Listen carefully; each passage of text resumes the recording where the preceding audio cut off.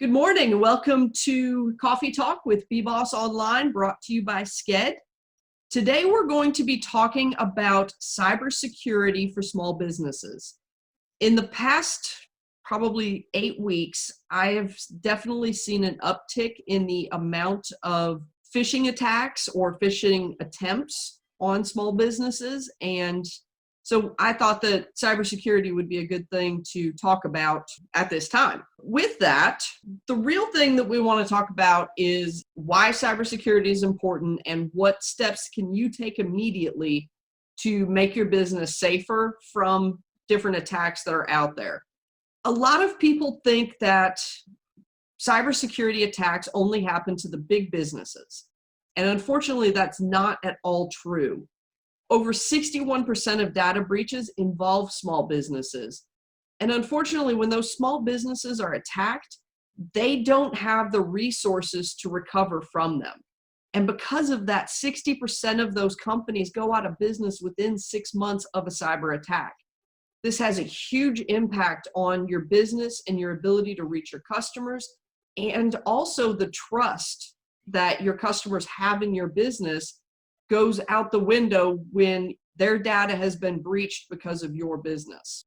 The thing that's most interesting is that almost half of the data breaches that happen are the result of an employee or contractor being negligent. And it's almost never purposely negligent. Usually it's, I got an email and I accidentally clicked on the attachment and that allowed some spyware to be installed on my system. It's simple things like that. So we're going to talk about the importance of training your employees on what to look for and what can be done to help mediate those problems. While we're going to focus on cybersecurity, physical security is always definitely something that we need to touch on. These are a little bit more obvious solutions. Locking up files, locking your office when you leave.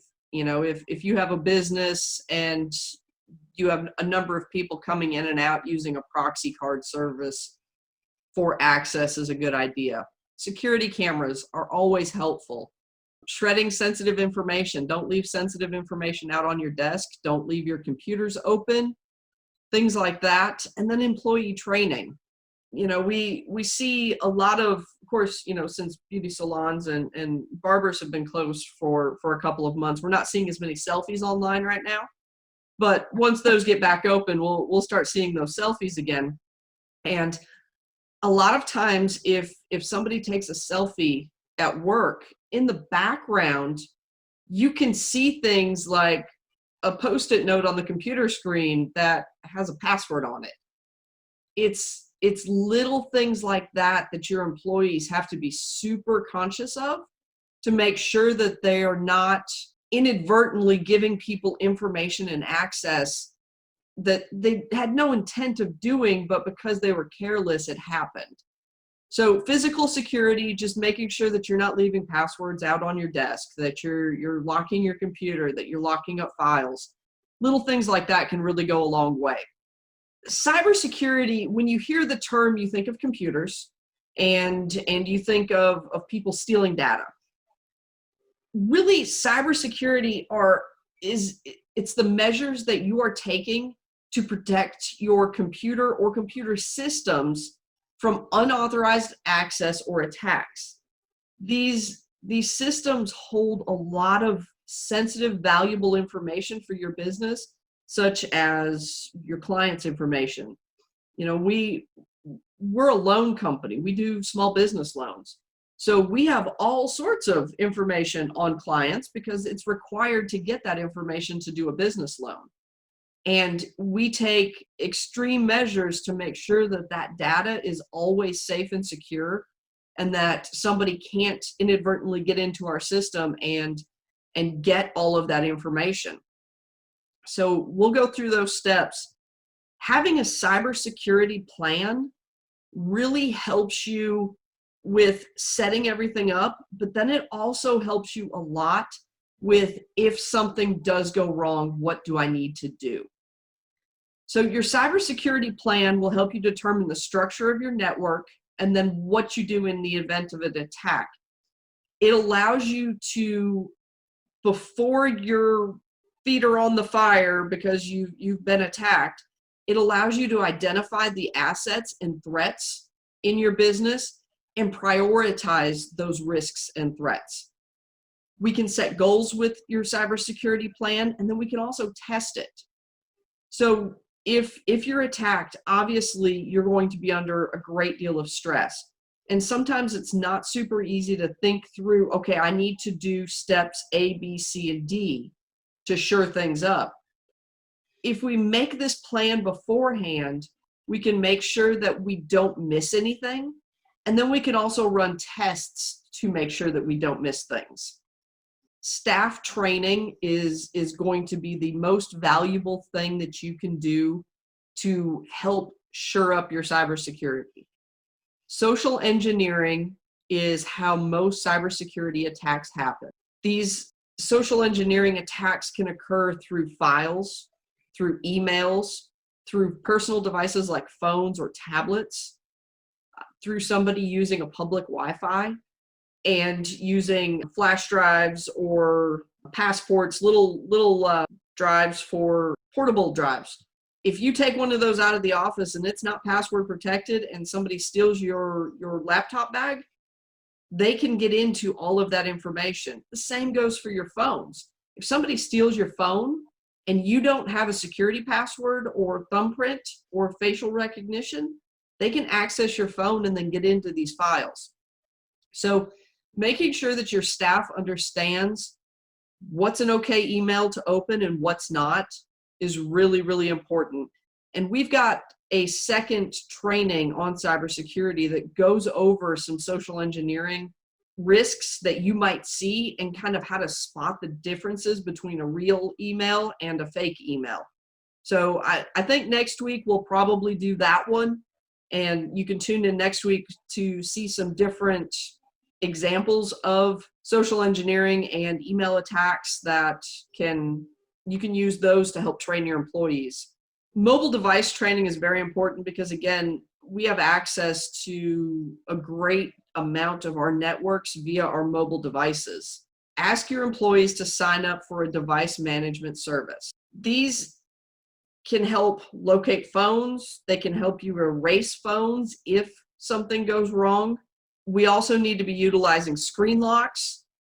Anytime you're using public Wi-Fi connections, you need to be very cognizant of what you're doing on those public Wi-Fi connections. And then in a minute, we're going to talk about VPNs, which are something that you can use to help protect you if you're on a public Wi-Fi network. And then privacy practices. So what people do on their cell phones can put you at risk. And using privacy screen protectors is one way, so that if you're sitting in a coffee shop and somebody's looking over your shoulder, they can't see what's on your screen. Things like that. Banks use those quite often on the computers at the teller stations so that you can't look over and see somebody else's banking information. So it's little things like that that can really make a big difference.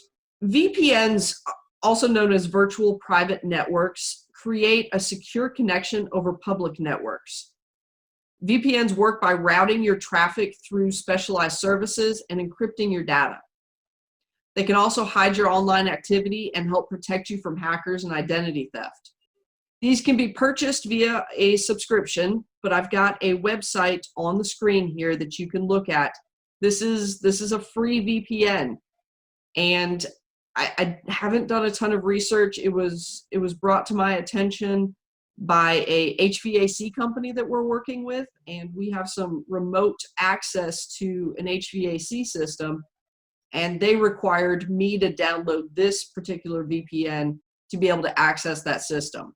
So I've not vetted it fully. I think you should do so if you choose to use it, but it is a free option for you to use for a VPN. Document policies are another important thing to take a look at in your cybersecurity plan. This will help guide you through every scenario of your cybersecurity plan. Documented policies make things much less complicated when things go wrong. It'll tell you exactly how you're going to implement new software, how to recover from an attack, how you're training new employees, and what types of emails and websites your employees are allowed to use and open with your business computers, with your devices. Policies make things simple. When you hire a new employee, they have to go through steps A, B, C, and D before they have full access to your system. If you document these policies and you follow those procedures every time, you know that everybody has the same level of training. And that will help reduce your risk of a cyber attack pretty significantly. We recommend having copies of these documented policies not only on your computers, but also having a hard copy.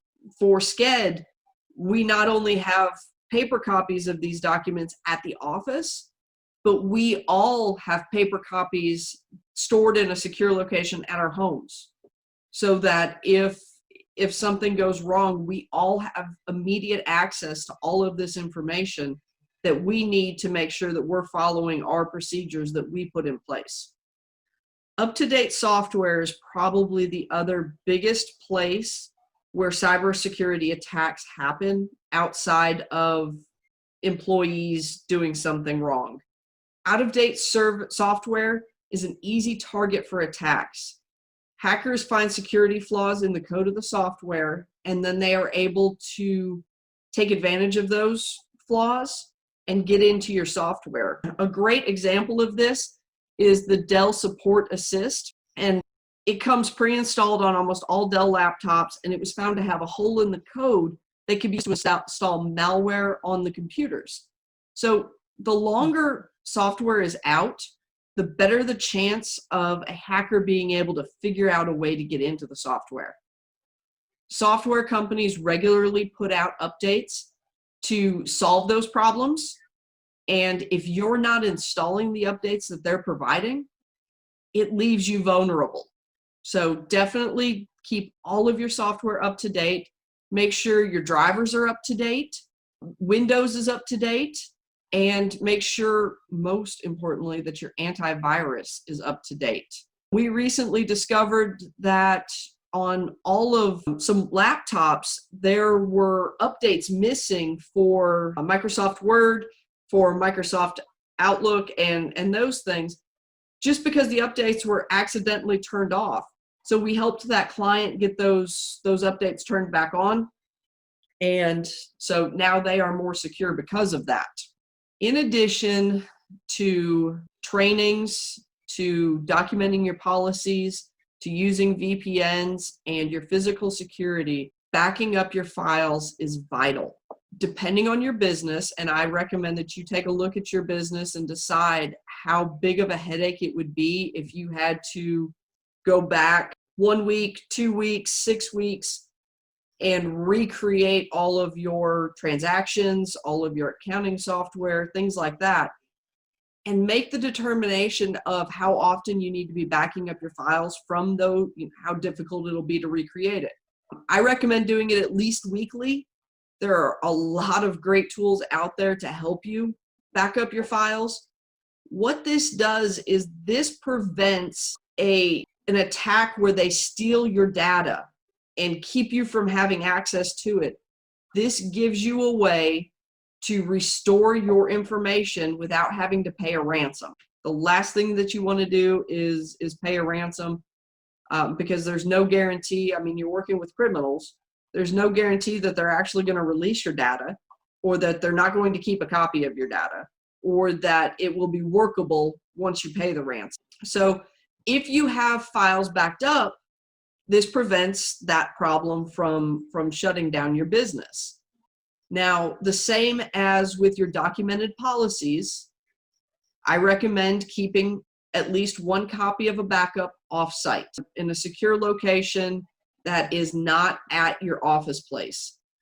Cybersecurity is important, but there's also the possibility of a fire or a flood that could destroy your computer equipment.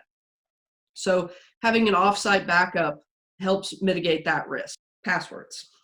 So if your employees are using the same password for everything, that really puts your business at risk. And If you're just using, your dog's name plus a year, that makes it a much easier guess. Has everybody seen the things going around Facebook right now where they say, what was your first car? Or they want you to list all of the dogs that you've had or answer some obscure questions about yourself. These are not out there because people truly want to know what your first car was. These are out there because those are security questions. Those are things that people routinely put in as a security answer for their passwords. I really, really, really encourage everybody to not take part in those little quizzes because they give people access to information they wouldn't have otherwise had access to, and they make it easier for them to guess your passwords. I definitely think that in your documented policies, you need to have a section that addresses passwords. You need to determine how long your passwords have to be, and you need to say that they have to have a capital letter, a lowercase letter, symbols, numbers. Password managers really make this much easier and much more secure. I know Kyle uses LastPass. I use another one that they're all good. Do a little vetting. The one that I use is through McAfee. LastPass is very secure. You shouldn't have any trouble with these bigger software companies that put out these password managers, but they can make things much, much easier. I know mine is installed on not only my computer, but also on my mobile device, so that when I'm trying to get into my credit card, I have that password that there's no hope. It's 16 digits, and it's letters, numbers, symbols. I have no hope of ever remembering it. But because it's on my phone and on my computer, I can still access everything without having to worry about that. But I also have a lock on my phone so that mine's a 6-digit lock. So you have to type in that code to be able to get into my phone. And then if I were to ever lose my phone, I have the ability to delete everything on my phone remotely. So all these measures make us just a little bit more secure. In addition to everything else that we've talked about, I highly recommend using two-factor authentication anytime it is available. Two-factor authentication, or 2FA, is a security process in which the user provides two different authentication factors to verify themselves to better protect both the user's credentials and the resources that the user is accessing. So what this means is when I sign into my credit card from my computer, it sends a message to my cell phone and gives me a 6-digit code that I have to type in before it will give me access. So if you don't have access to my computer and my phone, you're not going to be able to get into my bank or my credit card, things like that. So it's not available with every software, every platform, but when 2FA is available, I highly recommend taking advantage of it. It does take just another 15 seconds to be able to access your information, but I think that time is well spent in security. Secure wireless networks are another important aspect for your business. If you're using Wi-Fi in your business for your computers to connect, home networks come automatically secured. When you get your home network, your router, don't ever use the password that came on it. Always change that password. Do the same thing for your business. There are places online where you can pull up passwords for routers that are factory set, and that just gives people an easy access into your network. Security for your Wi-Fi should be WPA2 or stronger. This has been the standard since about 2006. It's encrypted and it makes it harder for hackers to be able to access your network. You can also upgrade to enterprise mode to make it even more secure if your business requires that. Depending on what kind of information you are collecting from your clients and your customers can help determine whether or not upgrading to a higher network, secure network is important. Firewalls are another bit of security that you can utilize. They can either be in the form of software or hardware, and they work to block attacks before they get to your computer. They can help block things like phishing attacks in emails. They can make it harder to, if you click on a link in an email that you shouldn't, hopefully your firewall will catch it and won't allow you to open that. It can also keep emails from getting to you. So while I think firewalls are very important, it's important to understand that if certain size attachments are being sent to you from your clients, sometimes it prevents you from being able to get those emails. So occasionally you will have to go in to your firewall to take a look at what things it's blocking and make sure that it's not blocking things inadvertently that you really do need. There are a number of different software and hardware versions of this. We've got a couple listed here on the screen. I invite you to do your own research and make sure that you've got something that fits well with your business and your network, but these are some good options. And finally, antivirus. We put this at the end because it's probably the thing that I want you to remember most after training is antivirus. Use antivirus software. It helps protect you from viruses, spyware, adware, malware, rootkits, phishing attacks, just to name a few. It can be used to scan removable storage devices. So if you're using a thumb drive, it can scan that thumb drive for you to make sure that there are no viruses embedded within it. It runs in the background, so it doesn't affect your system and it won't slow down your computers. AVG, Norton, McAfee, Malwarebytes are all some good options for your antivirus software. I use Malwarebytes and I also use McAfee. Every morning when I turn on my computer, it shows me a report of how many things it is quarantined for the previous day. And every day I open that report, I take a look at it, and then I quarantine all of those items so that keeps them off of my computer. It helps keep me safer. So we've covered a lot of different things that you can utilize in your business right now for your cybersecurity. I really, really can't stress enough the value of employee training and antivirus software. If you properly train your employees, that mitigates about half of your risk. So spending the time to make sure that every employee goes through some form of training, and if you want to utilize BBoss Online's cybersecurity modules to help train your employees, I am more than happy to share that with you. The one that we will cover next week will be all about different types of attacks that are possible and how to spot them. So that would be a great module for your employees to take a look at to allow them to understand the difference between a real email and one that is trying to get into your system. So with that, does anybody have any questions? So would you recommend a free antivirus, or would you recommend that we pay for an antivirus software? There are some really good free ones out there. However, when you pay for something, you get additional support. So when you use a free software and something happens, there's nobody standing back there waiting to take your phone call to help you walk through the process of fixing it. When you pay for a service, that is part of what you're paying for, is the back-end support. Because of that, I highly recommend purchasing a antivirus software. And when you're looking at the different options, make sure that you look at what is available should something happen. How are they going to help you? Thank you. Do you agree with that, Kyle? Yeah, I mean, I agree completely. You know, like she said, she uses McAfee. Sked uses Malwarebytes for all of our virus protection. It cost us, I think, $100 for a year. Yep.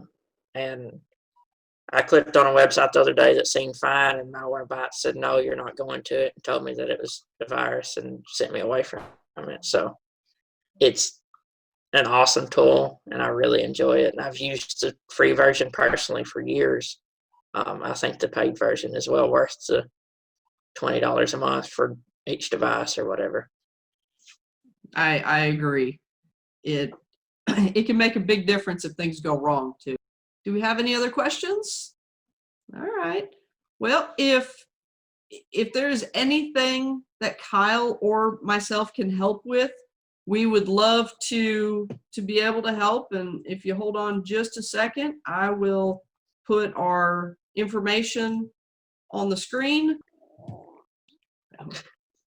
Please reach out to us if you would like access to additional BBOS information. We're here to help.